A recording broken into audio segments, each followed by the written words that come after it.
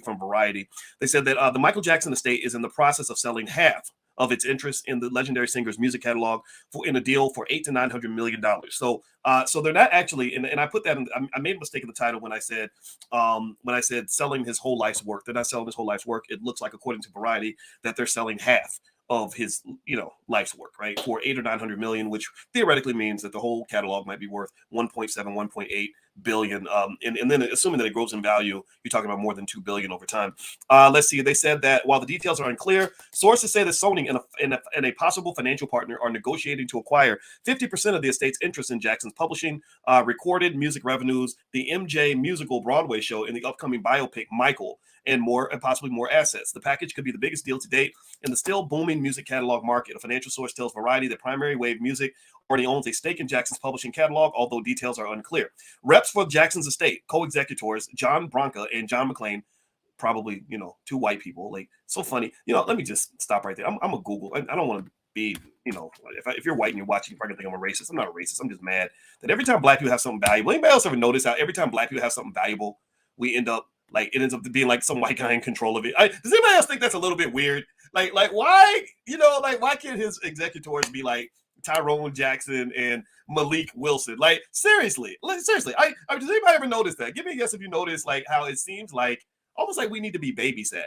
Like, we're children. Like, we're just stupid or like pets, we're managed. Yeah, like, even when they talk about the Super Bowl and everybody's like, oh, we got two black quarterbacks. That's so great. It's cool. Patrick Mahomes is a badass, and so is and his daddy's black, so he's black to me. And then you got Jalen Hurts, who's just, I have so much respect for him. And notice both of those guys are mentored by their daddy. So Black Fathers Matter. Shout out to all the black dads that are killing it. But anyway, you got two black quarterbacks, but you ain't got no black owners. Yeah, all right. Wait, the owners are probably a couple of hillbilly white boys, sitting back saying, "Look at my Negroes are faster than your Negroes," right? It just really, it's kind of like, like there's something mentally where it seems like we don't feel like we have the capacity to play the game at the very top. Like we just ain't tall enough mentally to play above the rim. We always got to be at the bottom. We got to be at the bottom of the white man's shoe. I'm not dissing Michael or, saying that this is automatically inappropriate, but I'm just sitting here saying, think about this. You got the best entertainers on the planet. You got the best athletes on the planet. You got the best, damn near everything on the planet. And we have the most beautiful women on the planet too, even though because everybody be trying to look like a black woman, right? So y'all can talk bad about them if you want to, but the Kardashians ain't really black, but everything, all the little surgeries and stuff they get. Anyway, let me get off of that. It's weird to me that they're always in control of it. Like, even if we build the bus, somebody else is driving the damn bus. That's so weird to me. So I don't know who John Branca is. I pulled up pictures. I just literally typed in those names, and Branca is clearly a white boy. In fact, I can even share my screen. You can see, he looks, as white as a regular white person. And again, if you're white, I promise you, I don't hate white people. I just have to make this point.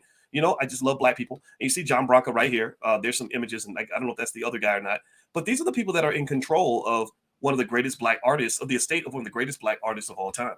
Even Michael's kids ain't really black. It's weird. It's just weird to me. And I kind of feel like we got to kind of think about that a little bit. And then going back to the Super Bowl and Mahomes and Jalen Hurts being two black quarterbacks, we've even had two black coaches. You remember back in 2006, you had two black coaches, Lovie Smith and the other guy, Herm Edwards, in the Super Bowl. I believe that that's who it was. That's cool, right? But, there was a time where we owned the entire damn league. We owned the whole league. The NFL won't even let you own 3% of a team, damn near 10% of a team. We owned the whole league when we had the Negro Leagues, and we gave all that up so we can have a couple Jackie Robinsons, right? And then they trick you because they get you to celebrate the Jackie Robinsons. They get you to get excited about the Jackie Robinsons, and that's nonsense. Like, that's not something to be excited about. That is an epic failure. That's a loss for the community.